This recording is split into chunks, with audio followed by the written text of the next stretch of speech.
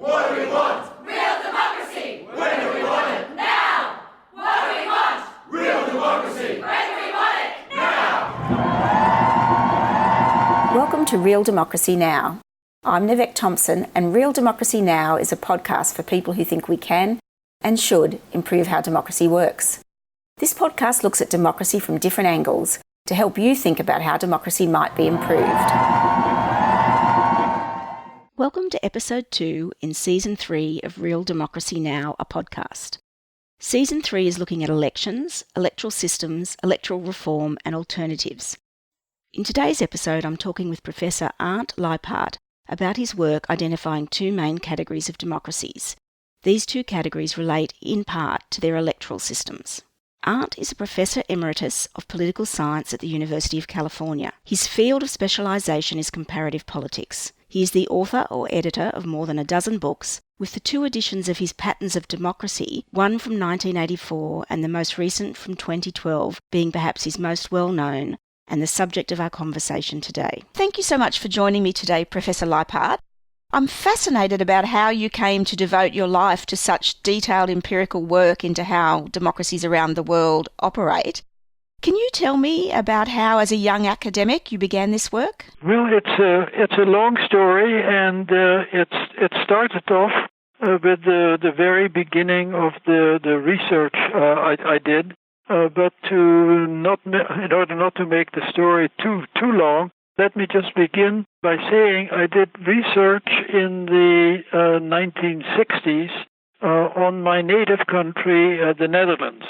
And I was struck by the fact that the Netherlands, which is or at least at that time, was very much a divided country, divided in terms of religion, especially Protestant versus Catholic versus non-believers, and in terms of political ideologies as well. And the theories about democracy at that time were saying that democracy is very difficult to achieve, or it's very difficult to work well when you have deep divisions like that.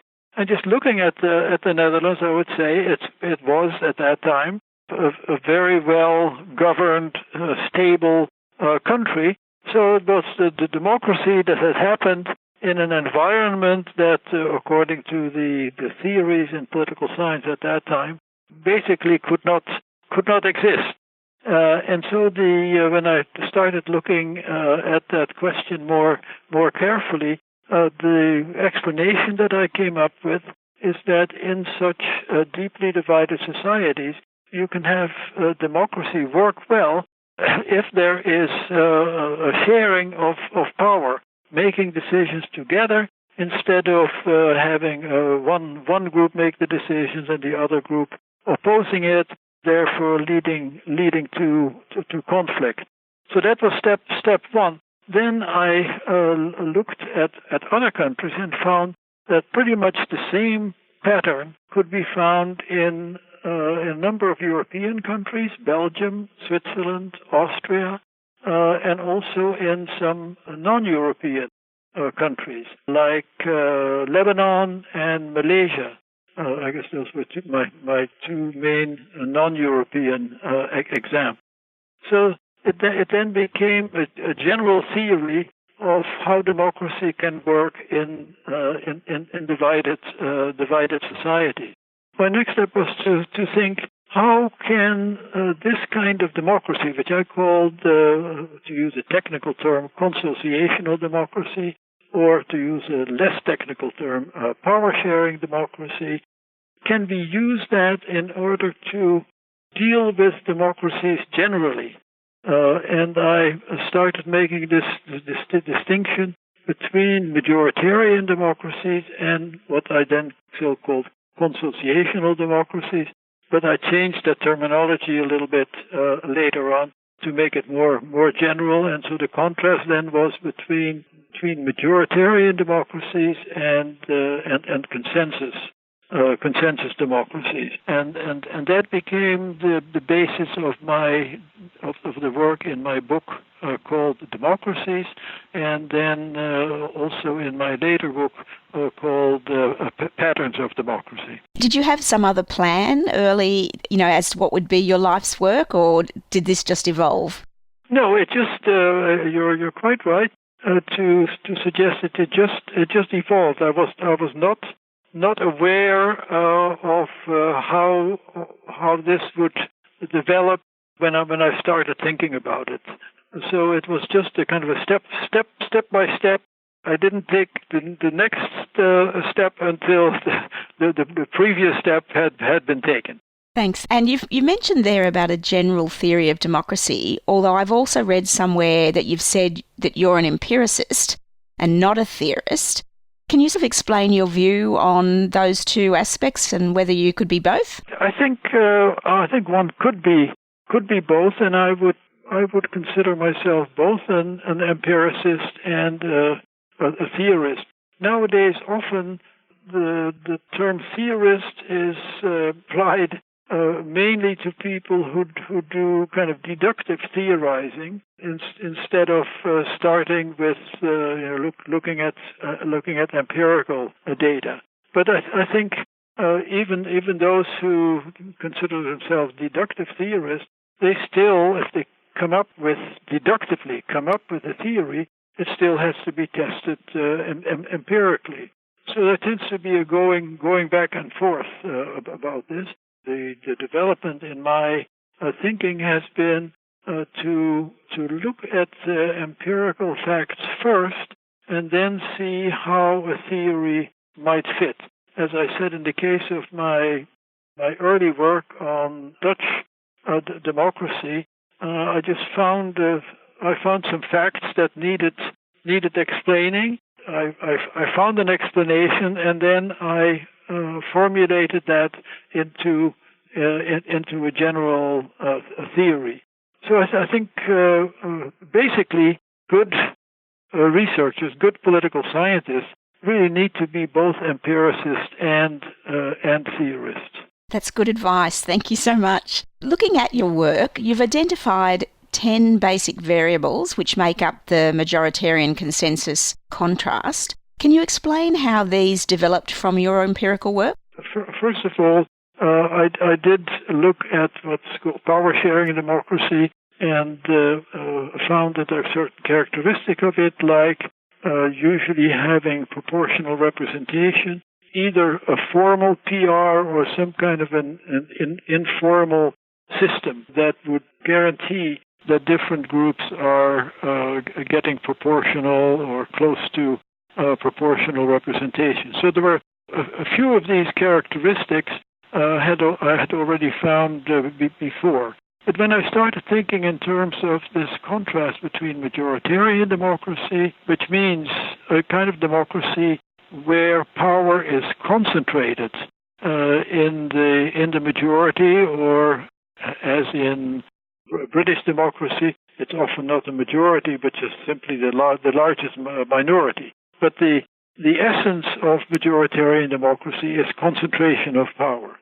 The opposite of that, which are called consensus democracy, is logically the opposite of concentration of power, which means limiting power, which means dividing power, which means sharing power. And so if you start out with those two principles of, on the one hand, concentrating power, on the other hand, limiting, sharing, and dividing power, what are then the specific institutions that fit that description? And so basically I was working here in a deductive manner. Concentration of power means that you have power concentrated into a single party, the largest party. That is made possible by an electoral system that rewards the largest party, which means that instead of proportional representation, it's a disproportional election system. It means having an executive where the executive is much more powerful than the legislature, and so on and so forth. So all of these characteristics are I arrived at deductively from the basic principles of concentrating power versus sharing power, and then I started looking at whether these characteristics actually went together. My assumption was, again deductively, that if governments are basically about concentrating power, they would have all of those characteristics in terms of their institutions that go with concentrating power versus the opposite. What I found then, when I looked at this empirically, is that there was indeed, to some extent, these characteristics do go together. That's to say, a dominant executive, a single party in power, a disproportional election system, and so on. So those go together, but they go together in two different groups. And so 5 of these characteristics I have called the executives and parties dimension. The other 5 characteristics I have referred to as the federal unitary dimension. Those characteristics are, again, if you think of concentrating power, how do you do that in terms of geography? It's a unitary system of government, not a federal system of government, which means devolving power, sharing power, limiting power, and so on. And other characteristics that fit in that are, if you want to concentrate power as much as possible, how many houses of the legislature, chambers of the legislature should you have? Obviously, the single house of the legislature is the greatest concentration of power. If you have 2 houses of the legislature, 2 houses of parliament, that means more of the dividing of power. And then you can also ask, are these 2 houses, if they are, do they have equal power? So that the greatest diffusion of power you get, of course, when you have 2 houses of parliament that are equal in power and that are not, in terms of how they are constituted, that they are dissimilar. And that also fits that federal unitary. Another characteristic, I shouldn't go on too long about this, is what about the institution of a central bank? And there, again, what does concentration of power mean? It means not having a powerful central bank. You want that power concentrated in the executive of the government. The more division of power is when you do have a powerful central bank. In any case, those characteristics also go together. So there are 2 sets of these majoritarian versus consensus characteristics that form a pattern, but they're 2 separate ones. And that I found out empirically when I started looking at, in my first book, Democracies, where I looked at 21 countries, I found these two different sets. And so then the question is, why do these 2 separate sets appear?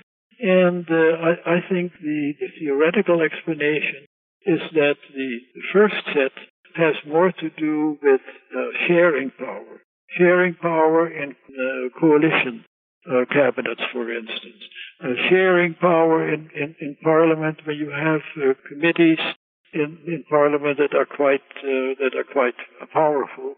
Whereas the second set has to do more with division of power, the division between a central government and state governments, division between the executive and the central bank, and so on.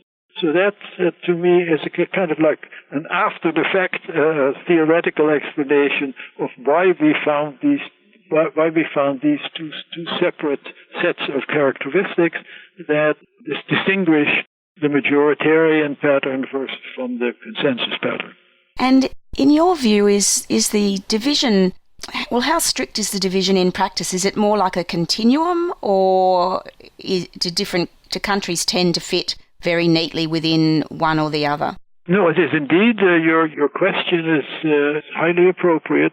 There are kind of ideal types on the one hand, and on the other hand, you could have a perfectly ideal type of majoritarian government. You may have a perfect ideal type of a consensus government. Actually, the really pure ideal types don't exist empirically. But there are some countries that come close. So in my books, I have argued that the majoritarian type, with regard to the first dimension, I'm just talking about parties, elections, executives, and so on. There are two countries that come close, and that is the United Kingdom and also New Zealand before 1996. New Zealand in 1996 changed from what I then considered almost the most perfect example of majoritarian democracy. They changed by adopting proportional representation, and as a result of that, they got was a multi-party system instead of a two-party system. They got coalition cabinets and so on. So if I'd been a New Zealander, I would have been in favor of that change.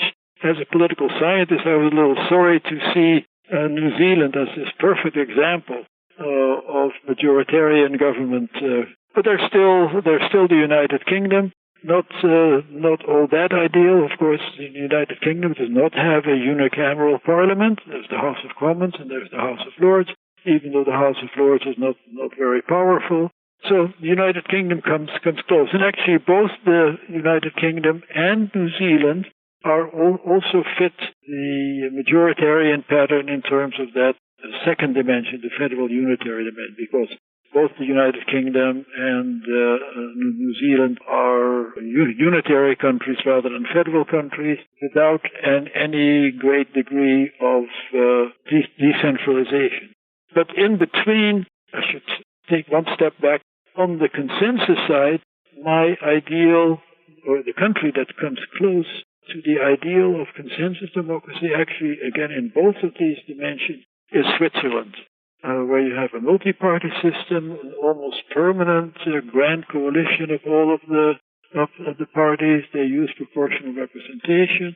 Of course, Switzerland also is a federal system. Does have a very strong central bank, and so on. So these, Switzerland on the one hand, the United Kingdom and New Zealand before 1996 on the other hand, comes close to ideal type, but other countries tend to fall on a continuum. So they tend to be rather more consensual than majoritarian, or rather more majoritarian than consensual. But there is a continuum, and on the second dimension there is a continuum as well. So what I have proposed in my work is that if you use both of these dimensions, you can get a two-dimensional, what I call a two-dimensional conceptual map of democracy. You can put the countries that I have dealt with on this map according to their degree of majoritarianism on one of the axes, and on the other axis the degree to which they are federalist or more unitary. As well as identifying the two types of democracies, you've also developed a range of variables to demonstrate that consensus democracies provide better outcomes than majoritarian democracies. How did you decide which performance measures were relevant to assessing the value of a particular form of democracy? And I know you updated them in the second edition of Patterns of Democracy, and so what was the thinking behind that update? The first part of your question is, which performance variables did I choose, and how did I choose them? Basically, I used everything that was relevant and available. There are some things that are pretty obvious, like when you're dealing with how a government deals with socioeconomic policy. You can ask how well do governments deal with inflation, unemployment, budget deficits, and so on. All of those are objective facts that are available. With regard, I also looked at the quality of democracy. And one can look at the question of, are the citizens in particular countries, how interested are they in democracy, as shown by their participation in elections? You can ask how well are minorities treated.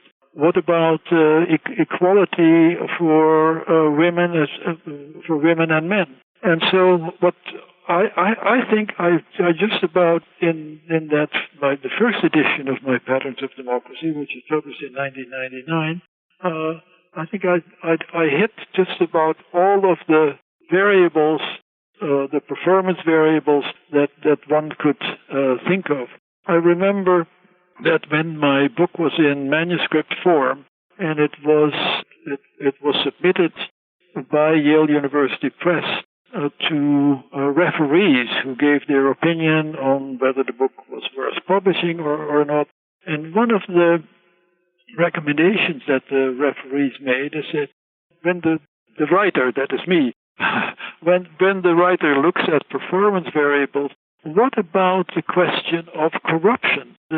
One of these referees was saying, well, when you have a consensus form of democracy, where there's kind of constant negotiating going on, negotiating, deal making, and so on, doesn't that give rise to corruption more than when you have a single party in power with also sufficient power basically to do what it wants to do? And so I had not used a measure of corruption, which actually was available at that time. So that was an oversight on my part.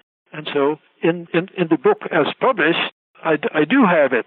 And the hypothesis of one of my referees is that with regard to the level of corruption in political systems, when his thinking was that might be worse in consensus democracies, actually turned out not to be so. In fact, there was a greater degree of corruption in majoritarian democracies. So then in the second edition, I added to these performance variables, mainly because more of them had become available. There is very helpful to me organizations like the Brookings Institution and the World Bank have done, they have fashioned a series of performance indicators of different governments, including actually also the degree of corruption, but also the effectiveness of government and so on. Other organizations have provided data on environmental performance. How well do different countries deal with protecting the environment and adopting policies that protect the environment? Excellent performance variables, good in two respects. One is that they deal with important aspects of how well governments work, and second, very good for me because these were done by other people. They were not measures that I proposed, because then you could say, well, is there some bias involved? Does the author find good performance on the part of consensus democracies because that's where he is steering in that direction? No, all of these performance variables were put together by other people.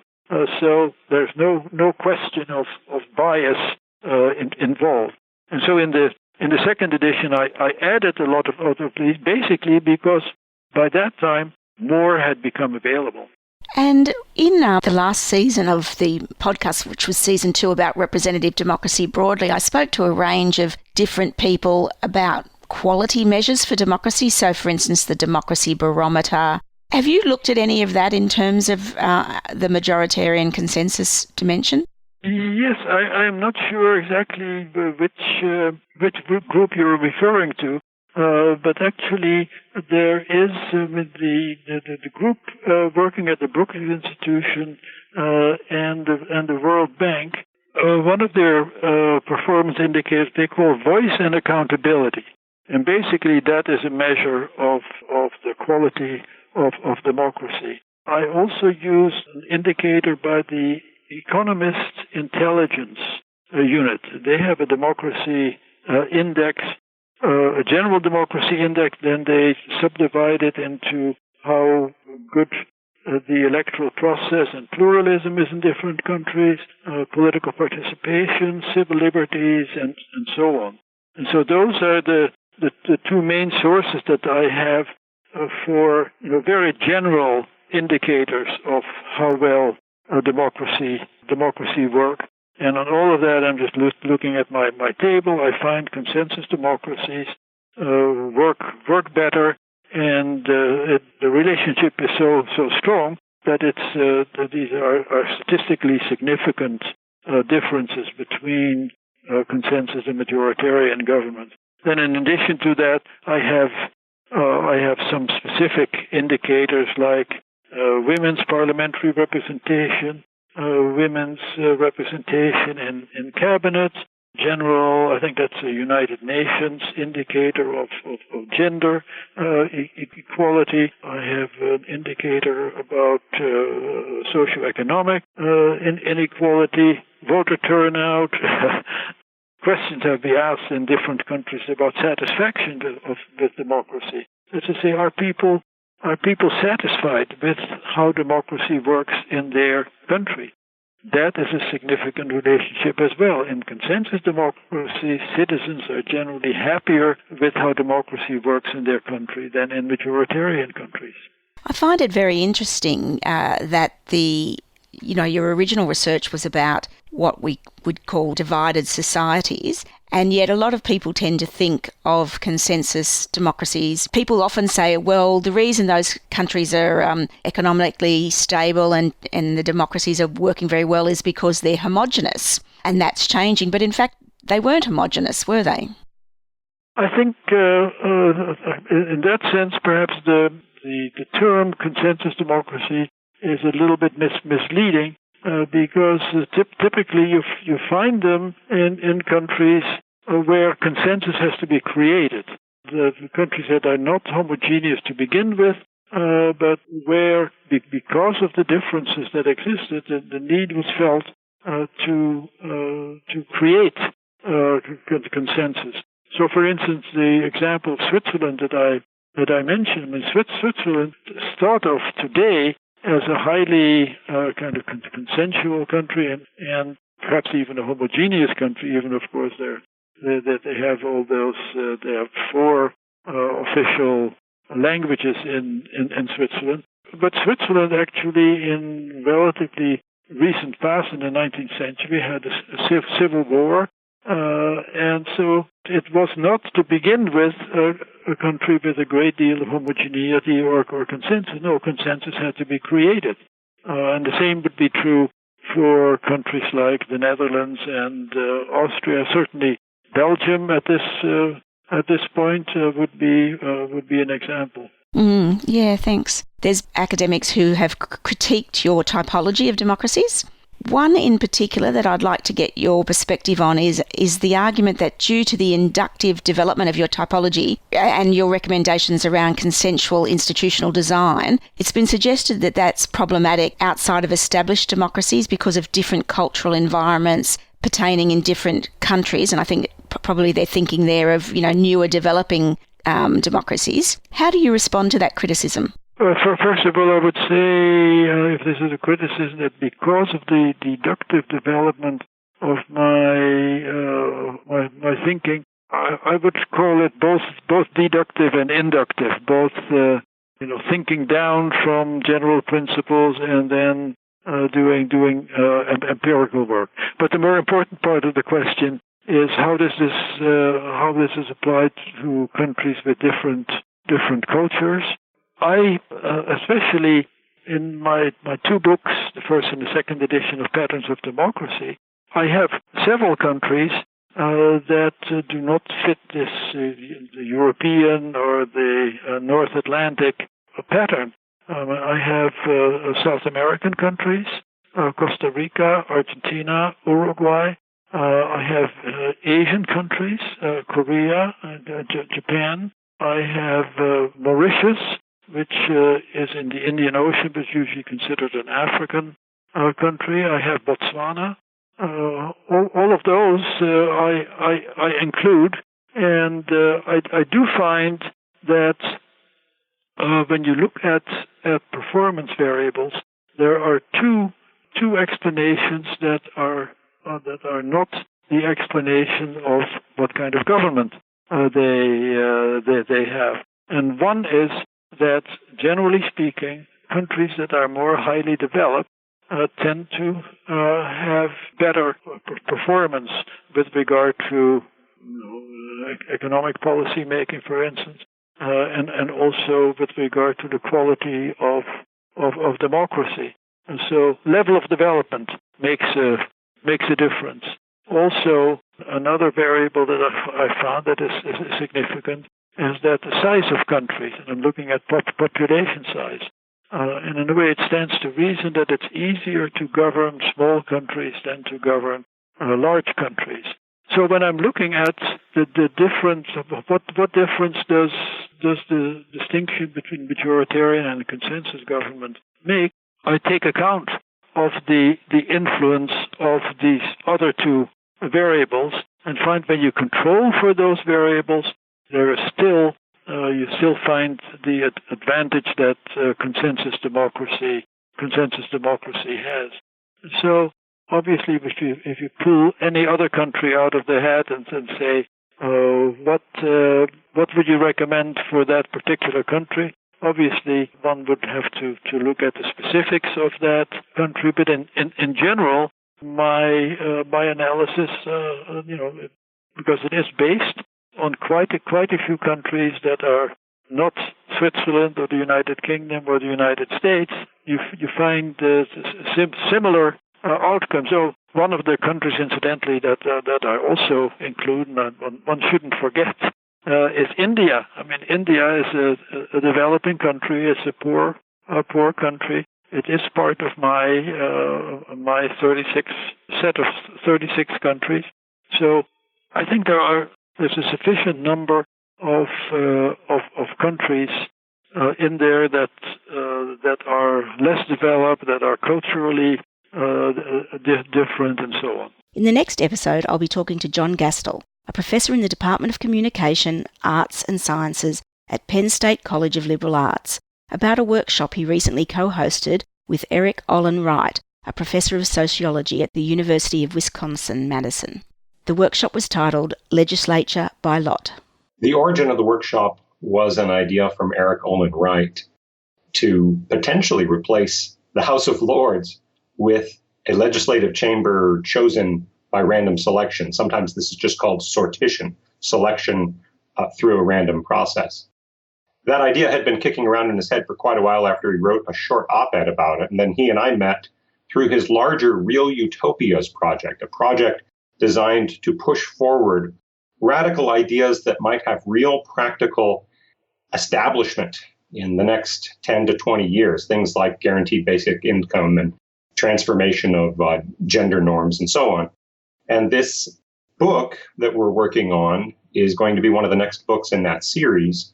And the conference and workshop we just held is part of the process of writing that book, where everyone writes short essays. We all come together and critique each other for 2.5 days and then revise all of our contributions to that book. I hope you'll join me then. Thanks for listening to Real Democracy Now! You can find more about today's topic in the show notes at www.realdemocracynow.com.au. If you enjoyed this program, please subscribe to this podcast, write a review, share the podcast with your friends, and join the conversation on the webpage or on Facebook or Twitter. I'd love to know what you think is the essence of a real democracy.